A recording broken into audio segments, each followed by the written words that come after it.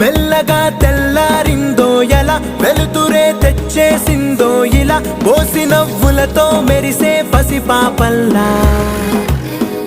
చేదతో బావులలో గలగల, చెరువులో బాతుల ఈతల కళ, చేదుగా ఉన్న వేపను నమిలే వేళ.